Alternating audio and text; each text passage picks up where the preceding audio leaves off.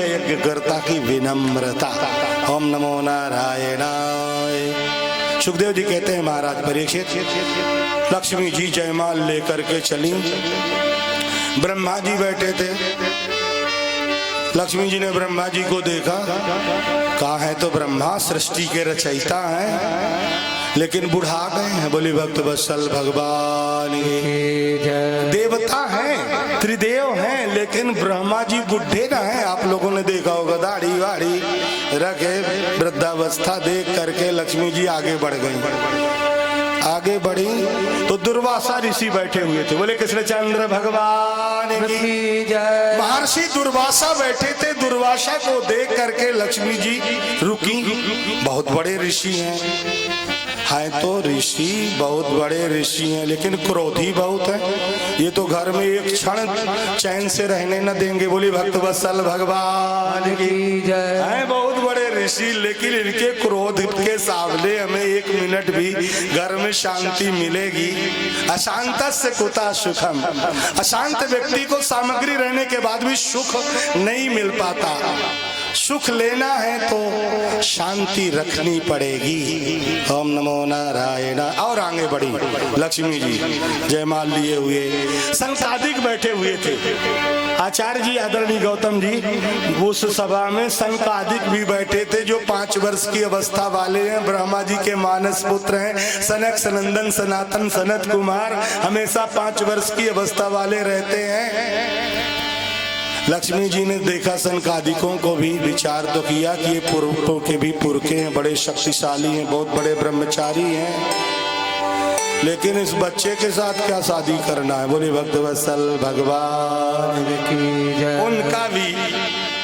उनको भी नहीं चुना लक्ष्मी जी ने। आगे बढ़ी। ओम नमो नारायणाय। आगे बढ़ी तो भगवान बैठे थे।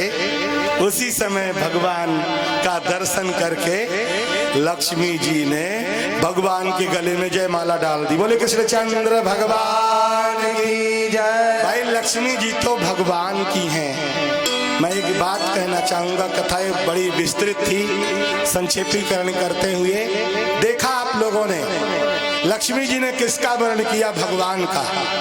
लक्ष्मी जी को अगर घर बुलाना है तो मैं छोटा सा सूत्र देता हूँ, भगवान को बुला लीजिए, अपने आप लक्ष्मी जी आ जाएंगी। बोले कृष्णचंद्र भगवान की जय। दीपावली में लक्ष्मी पूजन हो, दीपावली में लक्ष्मी पूजन हो, पर घर में प्रतिदिन भगवान का पूजन हो। बोले कृष्णचंद्र भगवान। अपने आप लक्ष्मी जी आएंगी, रहेंगी। भगवान को छोड़कर लक्ष्मी जी कहीं जाने वाली नहीं है। कहते हैं इस प्रकार से चतुर्दश रत्नों में लक्ष्मी जी रही। इसके बाद जिसकी प्रतीक्षा थी अमृत की, अंतिम में अमृत निकला। स्वयं भगवान धन्वंतरी सोने के घड़े में अमृत लिए, अमृत कलश। अभी वामन भगवान भी हैं, प्रतीक्षा कर रहे हैं भक्तों को दर्शन देने के लिए। हमारे वृंदावन से आए आदरणीय शर्मा जी जो स्वरूप बनाते हैं भगवान का, कल भी मैं कह रहा था भगवान सारी दुनिया बनाते हैं, उसी भगवान को हमारे शर्मा जी बनाते हैं। बोले भक्त वत्सल भगवान की। किसी को भगवान बनवाना हो, भगवान से मिलना, तो हमारे शर्मा जी से मिल लीजिएगा। बोले कृष्णचंद्र भगवान की जय। ध्यान आ गया। मैं अभी भगवान वामन से मिलवाता हूँ एक क्षण में। भागवत की कथा तो ऐसी है कि एक ही वाक्य में चाहे तो पूरा कर दीजिए। कहो राम सीता, उसी में भागवत, उसी में गीता। बोले भक्त वत्सल भगवान की जय। कहते हैं जिसकी प्रतीक्षा थी अमृत की, जिसके लिए इतना बड़ा, विराजिए विराजिए। ओम नमो नारायण। ओम नमो। अच्छा भजन गाती हैं ये। आज दोपहर में गए थे प्रसाद लेने, तो भजन में भी हम लोग मस्त हो गए। बोले कृष्णचंद्र भगवान की जय। सुखदेव जी कहते हैं महाराज परीक्षित अमृत का कलश लिए जैसे धन्वंतरी महाराज प्रकट हुए, देवता असुर सभी अमृत कलश देखकर दौड़ पड़े, छीनने लगे, छीना छपटी होने लगी। भगवान ने देखा कि ऐसे में काम बिगड़ जाएगा, जिसके लिए इतना बड़ा उद्योग किया गया है। देवताओं को अमृत पिलाने के लिए। देवताओं के तो हाथ में अमृत लग ही नहीं पाएगा। बड़े बड़े मतवाले मस्त दीर्घकाय असुर धन्वंतरी महाराज के हाथ से अमृत कलश छीन कर भाग चले। उसी समय भगवान नारायण ने क्या किया, देवताओं के ऊपर दया करते हुए मोहिनी का रूप धारण करके असुरों के बीच में भगवान प्रकट हो गए। बोलिए मोहिनी भगवान की जय हो। मूर्ति बनाए तो आज मोहिनी का भी रूप बनाया जा सकता था भगवान का। सुखदेव जी कहते हैं महाराज परीक्षित, भगवान नारायण मोहिनी के रूप में, मोहिनी भगवान के रूप में भगवान नारायण प्रकट हुए। अमृत का कलश लिए जहां असुर भागे चले जा रहे थे, आए कृष्ण चंद्र भगवान की जय, यज्ञ भगवान की जय। विराजे, आसन लीजिए। ओम नमो नारायणाय, ओम नमो भगवते वासुदेवाय। भगवती मोहिनी को देखकर, स्त्री को नहीं, भगवान स्वयं मोहिनी बने हैं स्त्री रूप में। विचार करें भगवान कितने सुंदर हैं, और भगवान ही अगर मोहिनी बन जाए तो कितने सुंदर नहीं होंगे।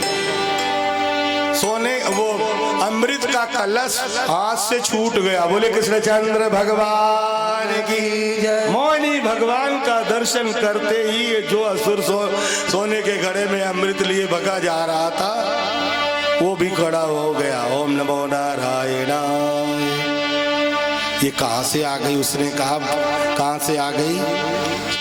कथा बड़ी है तो मनोरंजक, पर समय नहीं है। भगवान खड़े हैं, कहते हैं मोहिनी के स्वरूप को देख करके देवता असुर सभी चकित खड़े हैं। उसी समय मोहिनी ने कहा, भाई आप लोग आपस में विवाद कर रहे हो, इसलिए मुझे लगा कि आप इतने बड़े शक्तिशाली हो करके आपस में अगर विवाद करोगे तो आपकी उन्नति रुक जाएगी। ये सूत्र बताया मोहिनी जी ने, विवाद में ही उलझे रह जाओगे। तो मैं तो कहती हूँ कि आप दोनों पक्षों ने इसको प्राप्त करने के लिए यत्न किया है, तो मेरा अगर आप विश्वास मानो तो मैं सभी को बराबर बराबर बांट देती हूँ। बोले कृष्ण चंद्र भगवान की। अभी असुर कलश ही लिए भागे जा रहे थे, किसी का विश्वास नहीं मान रहे थे, पर मोहिनी जी ने कहा तो रुक गए। कहा अगर आप वितरण करोगी तो हम आपका कहना मानेंगे, आप जैसा कहोगे हम उसी तरह करेंगे, आप कहोगी तो हम तो नाचेंगे भी। बोले भक्त वत्सल भगवान की जय। घर घर की दशा है।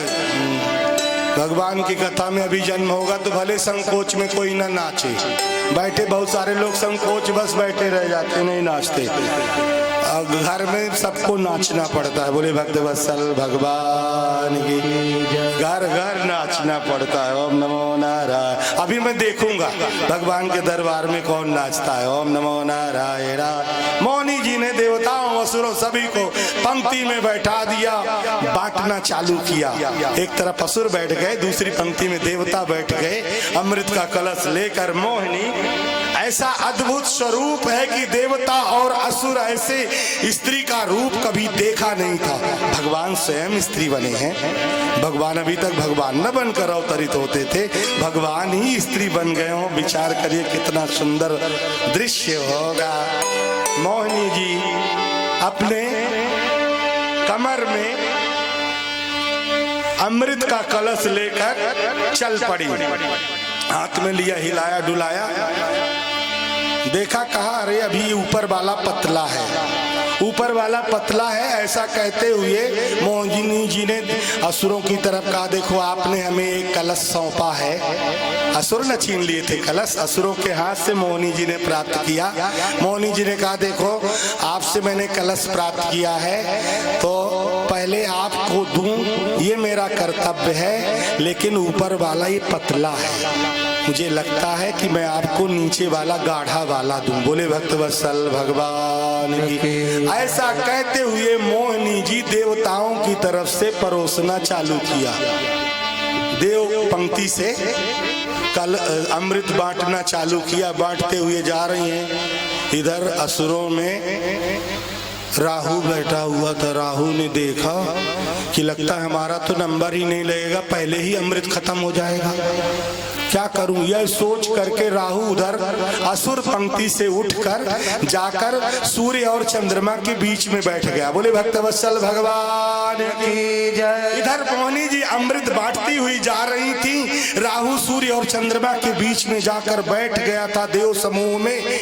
पर मोहिनी जी नहीं जान पाई, राहु को भी अमृत दे दिया। जैसे राहु को अमृत दिया, भगवान ने सोचा ये तो असुर भी अमृत पी लेगा, ये भी अमर हो जाएगा। यह सोच करके विष्णु भगवान ने अपना सुदर्शन भेजा, सिर काटा, लेकिन अमृत तब तक गले के अंदर जा चुका था। बोले कृष्णचंद्र भगवान की जय। अमृत का फल देखें, राहु ने अमृत पान कर लिया था, भगवान नारायण ने सुदर्शन चक्र से उसका सिर काटा, नष्ट करना चाहा, लेकिन सुदर्शन भी राहु को नहीं बिगाड़ पाया। दो भाग तो हो गए, एक का हो गया ऊपर का राहु और धड़ का हो गया केतु। बोले कृष्णचंद्र भगवान की। इस प्रकार मोहिनी ने अमृत बांटा। सुखदेव जी कहते हैं महाराज परीक्षित, देवता अमृत पान करके बलवान हो गए। देवताओं ने इस प्रकार से भगवान की कृपा से अमृतत्व प्राप्त कर लिया। एक बार की बात है, अमृत प्राप्त किया, इसके बाद भी एक बार देवराज इंद्र अपने सिंहासन में बैठे हुए थे। देखें भगवान किस प्रकार देवताओं की सहायता करते हैं, इसके बाद भी देवता बार बार भगवान को भूल जाते हैं। जैसे हम लोग काम में व्यस्त रहे तो भूल जाते हैं। यद्यपि आपका मंडप भरा है, पर बहुत सारे लोग अभी तमाम कामों में लगे ना होंगे। अभी नगर के बहुत सारे लोग हैं भाई, व्यस्तता बस नहीं आ पाए होंगे, ऐसी भी बात होगी।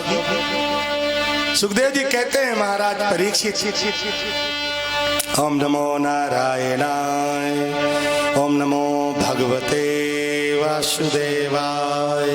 एक बार संपुट का पाठ करें। कृष्णाय वासुदेवाय हरे परमात्मने प्रणता क्लेश नाशाय श्री गोविंदाय नमो नमः।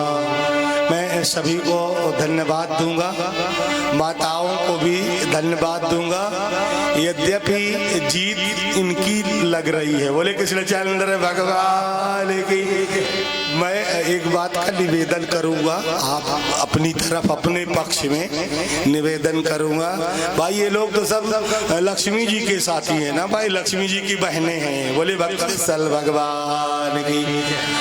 हमारे पक्ष वाले तो आप लोग हैं, किसी दिन हम लोग इनको भी हराएं। बोले भक्तवत्सल भगवान की। ऐसा करना है बारात के दिन ही। अगर ये आज कृष्ण जन्म में हम लोगों को हरा रही हैं, अधिक संख्या में है, हम लोगों की संख्या अगर कम है, तो बारात वाले दिन हम लोग इनको हरा देंगे। बोले कृष्णचंद्र भगवान की। सुखदेव जी कहते हैं महाराज परीक्षित, भगवान इतना सहायता करते हैं फिर भी इंद्रादि देवता भूल जाते हैं, तो भगवान ने क्या लीला की देखें आगे। क्षण भर में मैं वामन भगवान को भी बुलाता हूं, दर्शन कराता हूं आपको। क्या लीला की भगवान ने। देवराज इंद्र अपनी पत्नी सची के साथ सिंहासन में बैठे हुए थे। उसी समय महर्षि दुर्वासा आए। महर्षि दुर्वासा आए। महर्षि दुर्वासा को देखकर देवराज इंद्र आगमन करने के लिए गए। महर्षि दुर्वासा किसे कहते हैं तो बड़े क्रोधी, क्रोध के अवतार माने जाते हैं, लेकिन संत कहते हैं बहुत बड़े तपस्वी हैं। दूर्वा एव असनम, खाते क्या हैं, क्यों उनका दुर्वासा नाम पड़ा। संस्कृत व्याकरण कहता है दूर्वा एव असनम भोजनम यस्य सा दुर्वासा। जो भोजन के रूप में केवल दूर्वा का ही आसन करते हैं, रस लेते हैं, ग्रहण करते हैं, उसे दुर्वासा कहते हैं। ऐसे ऋषि दुर्वासा आ गए। दुर्वासा की अगवानी करने के लिए देवराज इंद्र गए, प्रणाम किया। महर्षि दुर्वासा ने अपने गले की माला उतार कर देवराज इंद्र के गले में डाल दी। बोले कृष्णचंद्र भगवान की जय। ये बड़ी महत्वपूर्ण बात है, मैं जो आगे कहने जा रहा हूँ। महर्षि दुर्वासा ने अपने गले की माला उतार कर आशीर्वाद के लिए देवराज इंद्र के गले में माला डाली। देवराज इंद्र ने क्या किया, आजकल जो परंपरा है, बोले कृष्णचंद्र भगवान की जय, यज्ञ भगवान की जय, हनुमंत लाल की जय। अच्छा चंदिया से सेठ जी हैं, हमारे प्रधान श्रोता जी के समधी साहब हैं क्या? बोले कृष्णचंद्र भगवान की जय। भाई आप तो हमारे इस यज्ञ के समधी, यज्ञ में भी समधी होते हैं। बोले कृष्णचंद्र भगवान की जय। ये बड़े सौभाग्य की, आनंद की बात है। ओम नमो नारायणाय, ओम नमो भगवते वासुदेवाय। क्या निवेदन कर रहा था? महर्षि दुर्वासा ने आशीर्वाद देने के लिए अपने ही गले की माला देवराज इंद्र के गले में डाली, लेकिन देवराज इंद्र ने तुरंत उस माला को उतारा और अपने हाथी ऐरावत के सिर पर डाल दिया। अपने गले की माला उतारकर ऐरावत हाथी के गले में माला डाल दी। दुर्वासा देख रहे थे